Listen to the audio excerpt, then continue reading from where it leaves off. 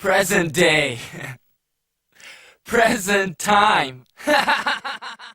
Indeed, it is the present day and present time, and it's been over 20 years since Serial Experiments Lain first debuted.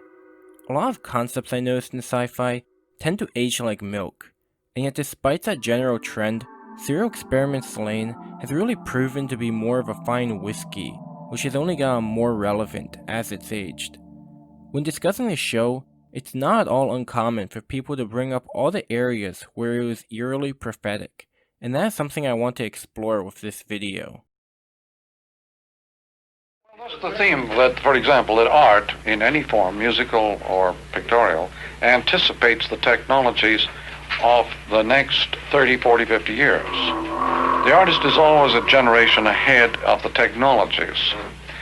Now, his perceptions are just that much faster, but there is a more important point there. In anticipating, he also provides the only means of social navigation. He tells you exactly what you're heading for, 30 years before you get there. So if you want social navigation, if you want to avoid sandbars, that's how to do it. What this video is primarily concerned with is how the series was really a commentary about the real direction technology was taking us. Instead of close reading the series, I want to close read modern reality through the prophetic lens that Serial Experiments Lain offered. Fiction, I believe, can often express an unconscious understanding of truth that is difficult to rationally grapple with, and for that reason, I feel that fiction can at times address truth better than any non-fiction can. But to counter the exaggerations that are inherent in fictional mediums, I will also be providing not only concrete examples of things Lain addressed, but much of my analysis will also be grounded in the perspective offered by one of the founders of media theory, Marshall McLuhan, as well as Douglas Rushkoff, whose writings on the early cyberculture and its connections to the hacker and psychedelic counterculture was actually a direct influence on the series itself. In the first episode of Lain, her father offers us more or less a conventional understanding of the internet, explaining it as an accelerated medium of communication to help facilitate connection with other people. If you compare this explanation to how the media was reporting about the internet in the 1990s, it's accurately reflective of the popular perspective from back then. Most cyber voyagers log onto it in search of nothing more complicated than other people to talk to and to email. We all have this sort of like basic deep need to communicate with other people. So I think that sort of explains the popularity of something like this. But for ordinary folk like you and me, one of the most useful things about the internet is electronic mail. It's cheaper than a fax and much faster than a letter. But the real plus is that distance doesn't matter on the internet. It's just as cheap to email someone in Moscow as the house next door.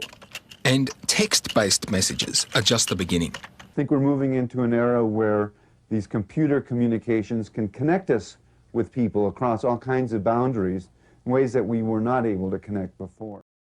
None of these comments really got to the core of this then emerging technology, and this is where Douglas Rushkoff's 1994 book Siberia becomes relevant. Connect wire. To quote the book, he wrote, "But the people I met at my first rave in early 1990 San Francisco claimed they could experience the same boundless, hypertext universe without the use of a computer at all. For them, cyberspace can be accessed through drugs, dance, spiritual techniques, chaos math, and pagan rituals. They move into a state of consciousness where, as if logged onto a computer, the limitations of time, distance, and the body are perceived as meaningless. People believe that they move through these regions as they might move through computer programs or video games, unlimited by the rules of a linear, physical reality. Moreover, they say that our reality itself, aided by technology, is about to make a wholesale leap into this new, hypertextual dimension." This all might sound crazy, and indeed he admits as much himself in the book. However, it's eerie how if you look into some of the very influential people who created these technologies, which we now all take for granted, a good amount of them were users of LSD. And whereas the general public was, and perhaps largely still is, unaware of this fact, Douglas Rushkoff was quite aware of it. Another book by John Markoff, What the Dormouse Said, How the 60s Counterculture Shaped the Personal Computer Industry, dives into more historical detail on this topic. Two highly influential people whose work ended up changing our lives, Steve Jobs and Douglas Engelbart, were both known users of LSD. The former I'm sure everyone knows, and the latter may not be a name known at home by many, but Engelbart was the creator of the electronic mouse, and more importantly, the first person to implement hypertext. And although hypertext as a concept is often attributed to Ted Nelson, there seems to be some debate that Douglas Engelbart may have came up with the concept independently as well. But what is not contested is that Engelbart was the first person to implement hypertext, and that's what really matters, because hypertext is a foundation that the internet itself runs on. The modern internet, at least as of the recording of this video, runs on HTML5, HTML, which stands for Hypertext Markup Language. After gaining popular traction, the internet was sold to us, the layperson and everyday user, as a technology to help communicate with people. However, the pioneers of the early internet, at least a significant portion of them, sought to use this technology's new potential as a bridge between the real world and the worlds they experienced in their psychedelic trips. This is in part what Rushkoff's book Siberia focuses on.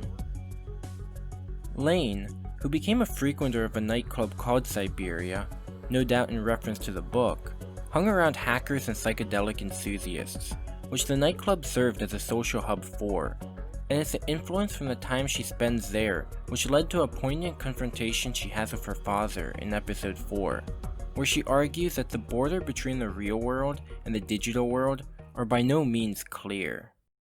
Lain, ずいぶん慣れてきたようだね。ワイヤードとの付き合い。うん。一つだけ忠告しておこう。え？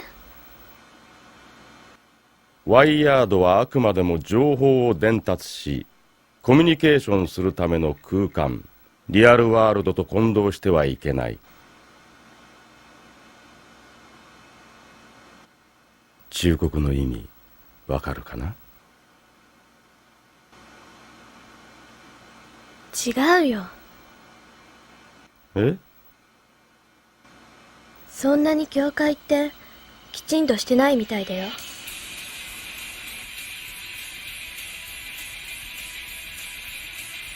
もうすぐ中に入れるんだよ。フルレンジ、フルモーションで私をメタファライズさせて。そんなこと、いくら最新でも民生用のナビでは。できるよ。改造したから。プッシュ系プロセッサーか。しかし。心配しないで。私は私だもの。そうかな。The blurring of the lines between the real world and the digital world was a central goal of Siberians. And by Siberians, I am both referring to the people interviewed in Rushkoff's book, Siberia, as well as certain characters that inhabits a nightclub in the Wired-In serial experiments Lain.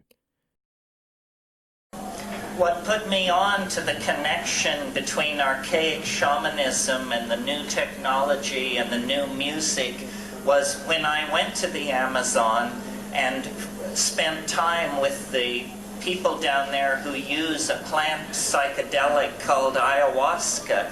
My fantasy for virtual reality is to use it as a technology for objectifying language. Because you see, if we could see what we meant when we spoke, it would be a kind of telepathy. The drug-inspired conceptions of cyberspace have not exactly manifested as once imagined, but those inspirations have morphed into something you could compare to a bad acid trip, a trip that has gone out of control towards a bad direction, and that bad trip is having real effects in our lived reality. We're now in their bad trip, if you will. I mean, you look at America. What is America going through? I mean, you guys are too. It's what happens if you take an unprepared civilization and migrate it to an essentially psychedelic substrate. You get this bizarre bad trip.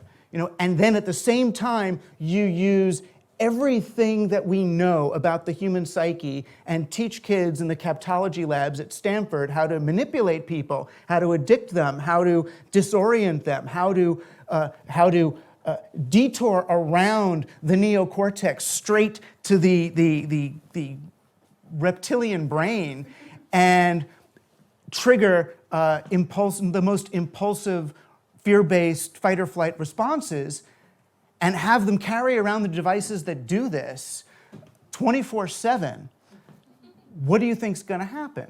Is this. I would argue that what really started this bad trip was a smartphone, as conceptualized by co-founder of Apple and LSD user Steve Jobs. It was a smartphone which really brought our relationship to the internet down a bad direction.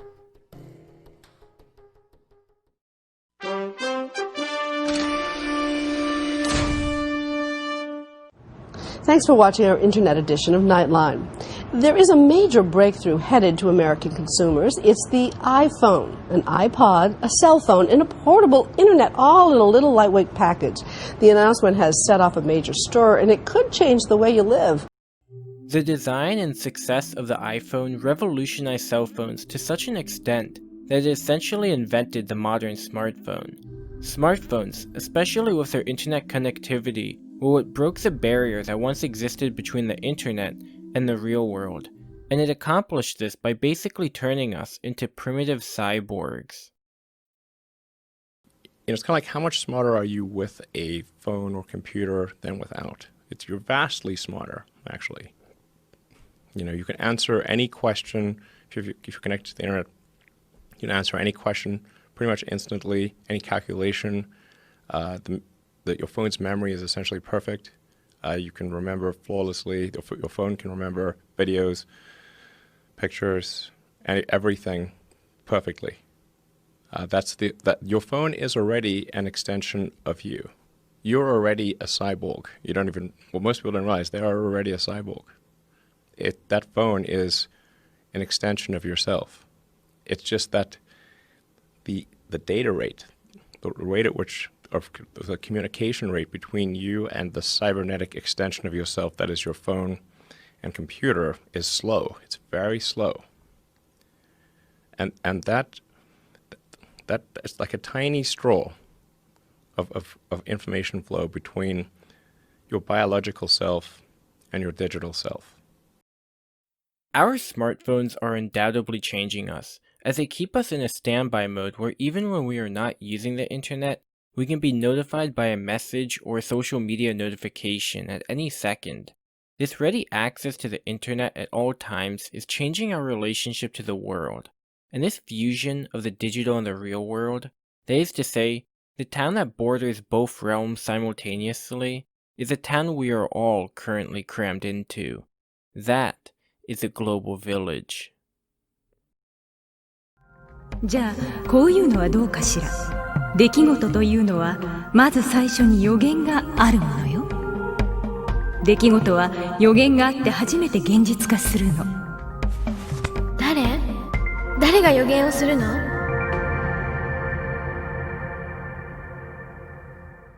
In the early 50s, you predicted that the world was becoming a global village. We're going back into the bicameral mind, which is tribal, collective, without any individual consciousness.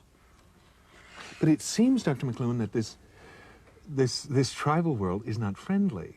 Oh, no. Tribal people, one of their main kinds of sport is sort of butchering each other. It's a full-time sport in tribal societies. But I had some ideas. We got global and tribal. We were going to become... The closer you get together, the more you like each other? Yeah. There's no evidence of that in any situation that we've ever heard of.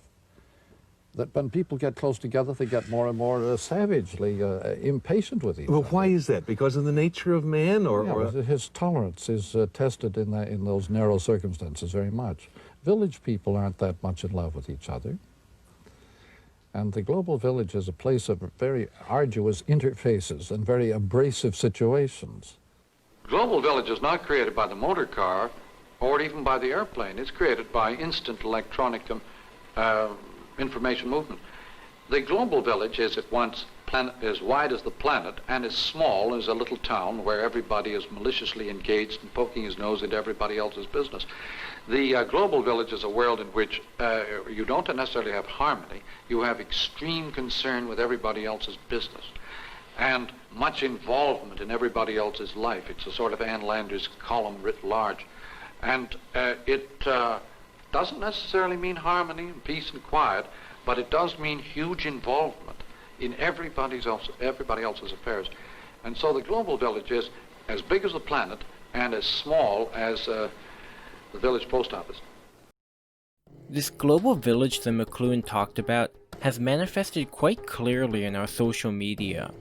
He mentioned how we are retribalizing, and the hostility often seen in social media is very similar to the type of hostility that can be seen among villagers. If you subtract the political and self-righteous layer of cancel culture, its true nature becomes more obvious. It's a return to the old ways of punishing dissenters in a village, to execute their social image for all to see, a return to shunning and shame culture. There's no room for nuance, only a mob and its reactionary tendencies. When in the States we had this Twitter phenomenon where there was this video of some MAGA kid, a kid with a MAGA hat, facing off with a Native American. And it was like 20 seconds it started out, like this 20-second video. And I saw all my friends, smart friends, professors of media friends, and tweeting that, retweeting, my God, look at this horrible fascist child. And I was kind of amazed. It's like, wait a minute, can't you be a human being for a minute? Can't you be smart enough to realize you're not there? You don't know what happened. You're reacting to a picture on social media and using it to vent whatever the rage you have against the Trump presidency or against MAGA people or against racism.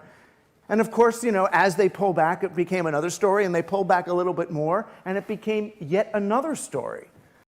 The example of the MAGA boy and the Native American, and the mob-like outrage that burned across social media despite not having a complete understanding of the situation, is evidence of how the internet and the happenings online is having direct influence on our perspective of reality. The logical conclusion of this trend of canceling people and engaging in these digital witch hunts and public floggings is a reality where privacy will be eradicated. I'm not just talking about how social media companies from Google to Twitter to Facebook are data mining us, which is already bad enough and illustrates my point. But one of the main weapons utilized under the banner of cancel culture is doxing people, which is the act of digging up another person's private information with the malicious intent of leaking it. The investigations now of the CIA and the FBI and even our own, God forbid, RCMP, has this anything to do with the electronic age? Well, yes, because we now have the means to keep everybody under surveillance. No matter what part of the world they're in, we can put them under surveillance. It has become one of the main occupations of mankind, just watching other people and keeping a record of their goings-on. And invading privacy. Invading privacy, in fact, just ignoring it. Everybody has become porous.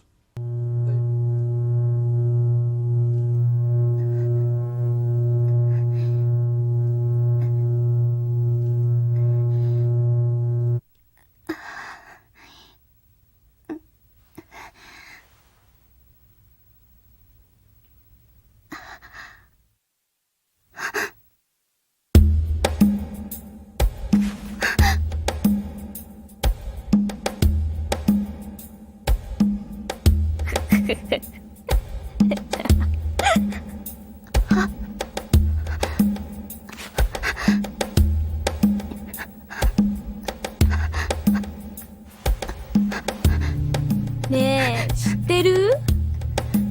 水木アリスが誰を好きかって。誰のことを思っていやらしいことをしてるかって。やっぱりあんたが言いふらしてたの？噂は本当だったの？レイン！私のことそうやってじっと見てたの？私が秘密にしていることとか、私が絶対見られたくない時とか。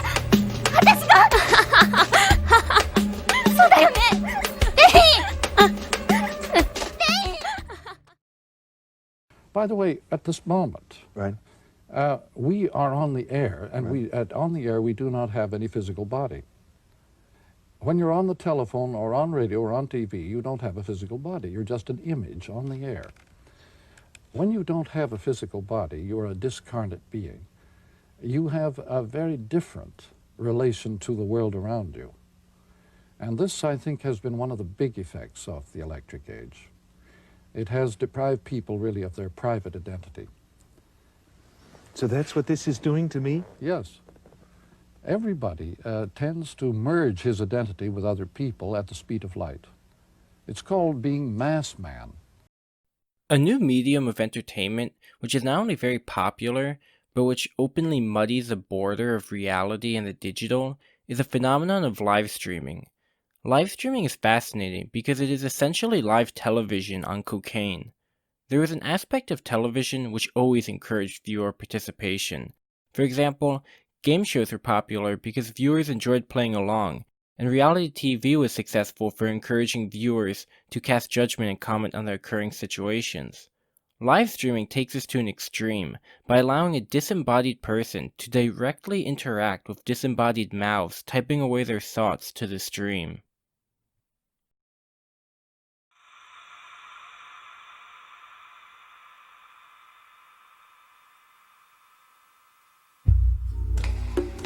あんたか、レインってな。大したもんだね。そこまでリアルワールドの姿をメタファライズしてこのワイヤードに来れるとは。チェシャ猫気取り。気取るも何も俺のユーザーレベルじゃこれが精一杯なのさ。耳だけのやつの方が多いんだ。俺に比べりゃマシだろ。無駄口はいい。早く情報を。レインを助けた。それだけでここらのローカルじゃ俺は英雄だ。ノイズの多いやつ。小学生に流行ってる遊び。遊び？子供の遊びなんていくらだってある。とろいやつ。あれを遊びだっていうのはあんたの直感か？子供には何だって遊びになるのよ。おー。ああ、リザルトを呼び寄せたのか。なるほど。この人なら答えを知ってるかもしれない。俺は手伝ったんだぜ。少しはね。The interaction with Lain and the Cheshire Cat mouth is a perfect example of what an interaction between a donor and a host in a live stream is. The mouth emphasizes the fact that though he is only a disembodied voice, he has managed better than the rest, who can only summon the ability to be ears. In other words, while most are mere viewers, he has at least managed to obtain a voice that can reach her, and the viewing crowd as well. He even boasts about being able to brag to other users that he managed to interact with Lain. At the heart, that is what often motivates participants to donate, to gloat in the recognition they receive from the streamer. At least that is an effect on the individual psyche. A divorce from the need to actually be with a person, to feel intimately connected with them. In the context of the global village, however, the consumption of informative media itself has received similar treatment. Just as viewers of a stream want to participate with a host, we want to participate with our news, hence the term social media. Desperately, we want to see and hear what others are thinking about current events. Regardless of how true or false what we hear is, chiefly we want to know what the group consensus is. The information itself concerns us less than knowing how people are reacting to said information. Again, let's consider the incident between the MAGA boy and the Native American, and that is a prime example of what I'm talking about. It wasn't the incidents that mattered so much, as the incident proved to be the perfect medium to vent out political frustration. McLuhan's literate man read newspapers to absorb information about the world and arrive at his own conclusions. The TV generation, and even more so the internet generation, subconsciously care more about reactions to information than to the content itself. The content is just a medium for reactions. But if we are to address the core of the issue, which is how the internet and specific technologies such as a smartphone are affecting us, It is vital to understand this thesis to much of Marshall McLuhan's work, which is that the medium is the message. Mr. McLuhan, if you'll be good enough, let's start there with the heart of your doctrine itself. The now famous sentence, the medium is the message. The medium is a happening. It creates an environment. It is ostensibly used to convey data in a particular pinpointed way. In effect, a medium creates a totally new environment for the human senses, whether it's radio or TV, movies or book. The book medium created a vast new print environment and a whole new psychic outlook over a period of centuries, had a long run. But a medium is the message in the sense that it creates a totally new world and a totally new psychic outlook for populations. One of the things, Mr. McLuhan, that puzzled me a bit as I read your writings is the extent to which you downgrade the content. That is, the medium itself, you say, is the message. Does this mean the content doesn't matter at all? Or does it mean it matters much less than people think it matters? Yes, much less than they imagine. For example, in any given situation, people cannot see the environment. They see only the old environment. They never see the emperor's new clothes. They see only the old clothes. There's always a nostalgic rear view mirror look. They never can look straight out at the environment. Only artists and antisocial children and such people dare look at the environment. The emperor's new clothes are perfectly visible to them, but to well-adjusted, respectable people, the old clothes are what is seen. Yes, but I mean, our media, is any medium that strong that it can affect our lives and our whole outlook, Marshall? Aren't media, as I think most of us feel, on the edges of life? They can be taken or left alone. Well, Alan, we've seen how print affected all aspects of our lives. Industry, education, the concept of the modern army, even our managerial class is a product of print culture. So is the idea of romantic love. The media are at the heart of our life because the media work through our senses. And print is a medium. It changed our sense makeup from what it had been in the Middle Ages. And now certainly these other media will do the same. They, the photograph, movies, radio, TV, all these change at once the way in which we see or hear or touch or feel ourselves and our world. A slight change of one of our five senses alters the ratio among the best. People suddenly begin to want and appreciate different things. They begin to think differently.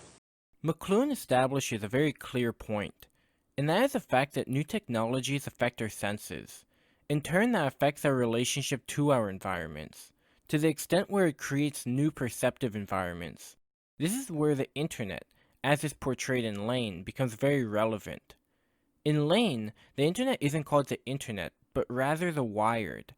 This is incredibly significant because this emphasizes what the internet used to be, what it was in the 1990s when Lain was produced, compared to what it is now. The internet of the 1990s was very much tied to physical cords, and that limited our access to cyberspace. But what about now, in the age of the smartphone? What is the medium of wireless internet? The air which surrounds us itself. The radio was the pioneer of this, and satellite television another, but it's really through wireless internet where man has established his authority over nature and has created his own environment. The way in which I think of the satellites as having done something about this, when you put the Earth inside a man-made environment, you scrap nature. You have then the job of programming everything on the planet. And everything that you don't program is polluted. Yes. You're in charge of the whole show again. The Garden of Eden is the job of the programmer. It's our gardener said to us, we were asking him why he was pulling up the weeds, or some of them were flowers, the weeds are flowers, went through that bit. He says, everything that I haven't planted, I constitute a weed. And he pulled them up. And that's exactly what will happen when they do what you said. This is where the internet, as is portrayed in Lain, becomes very relevant.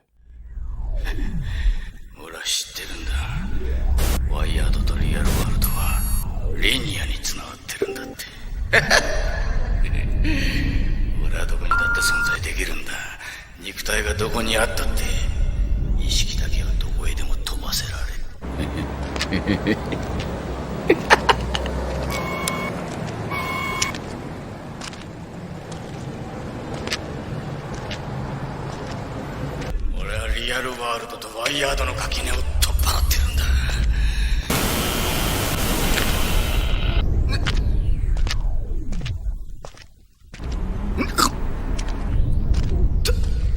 誰だ。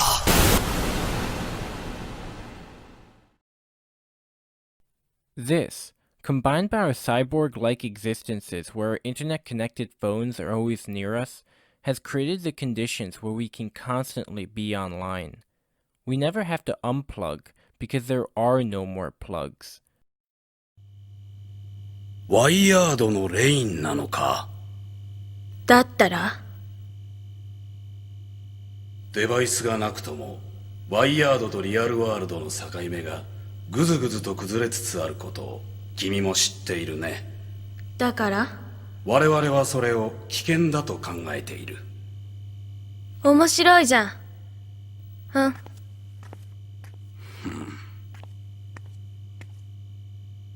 どいて。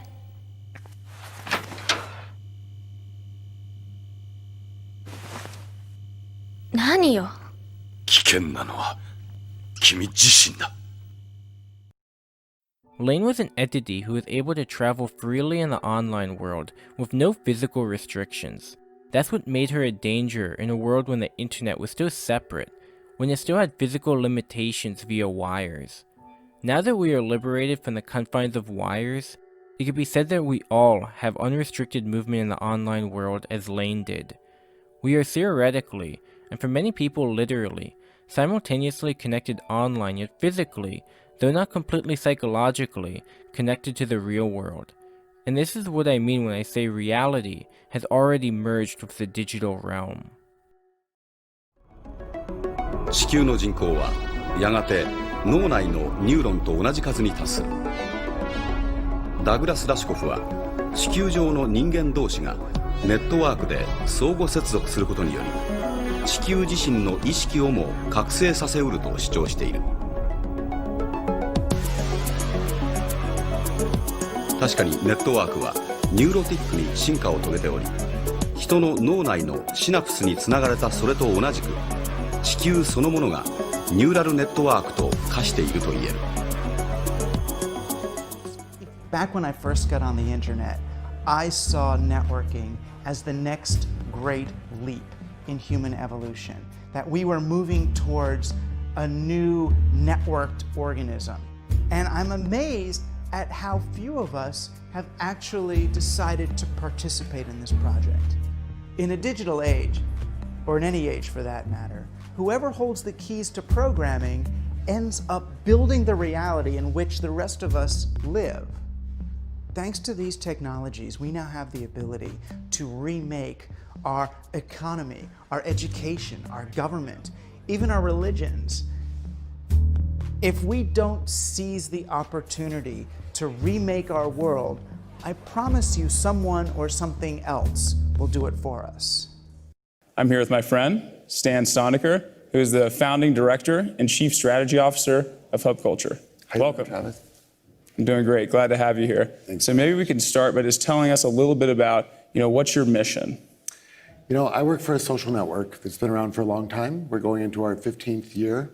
And we've said for a long time, right on the very front page of the website, that our mission is to expand collective consciousness. I understand you've got something in the works that's pretty exciting. Can you tell us about it? Yeah, well, we really started thinking about AI.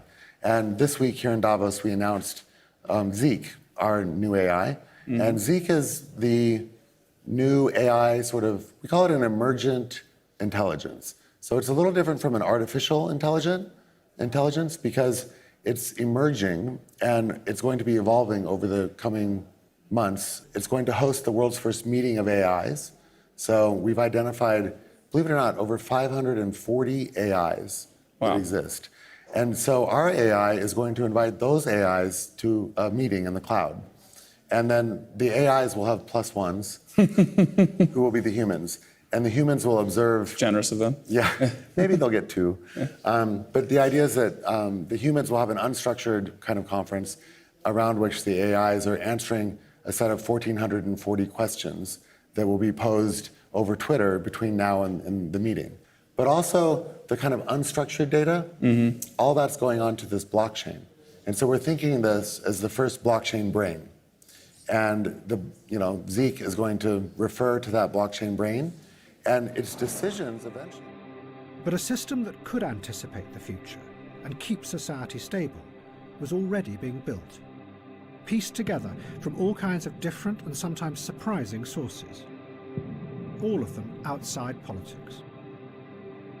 One part of it was taking shape in a tiny town in the far northwest of the United States called East Wenatchee. It was a giant computer whose job was to make the future predictable.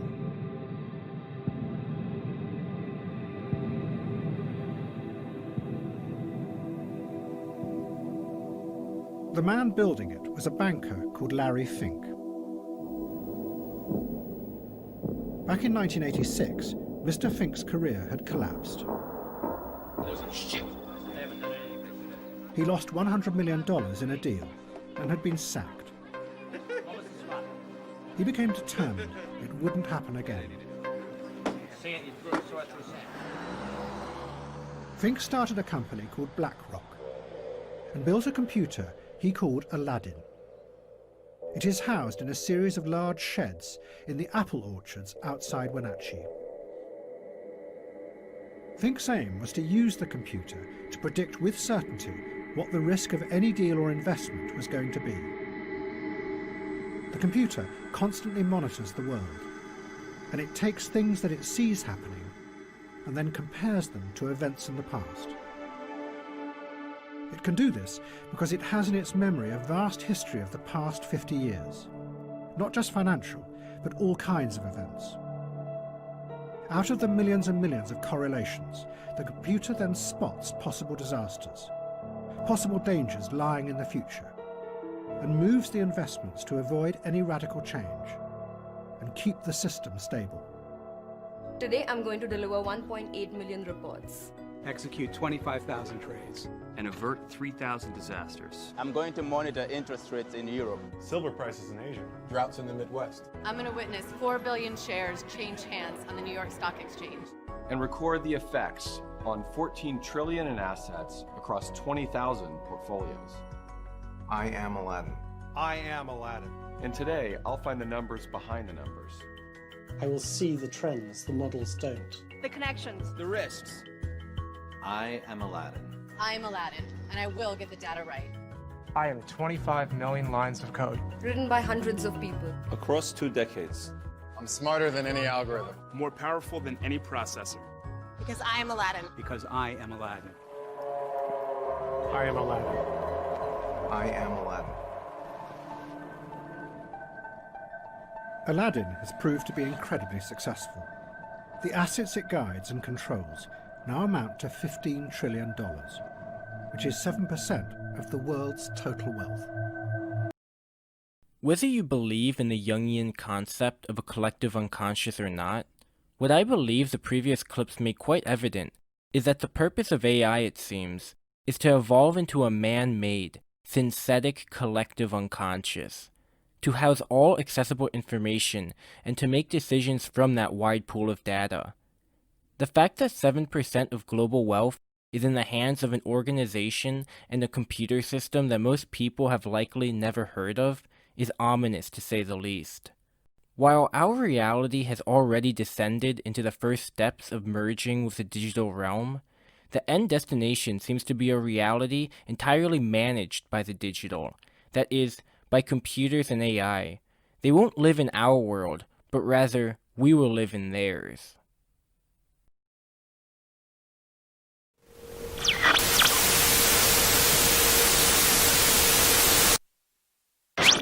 このプロトコル7の採用により、ワイヤードとリアルワールドはシームレスに情報をシェアする環境になるものと期待が持たれています。では次のメッセージです。レインを好きになりましょう。レインを好きになりましょう。レインを好きになり、レインをレイン。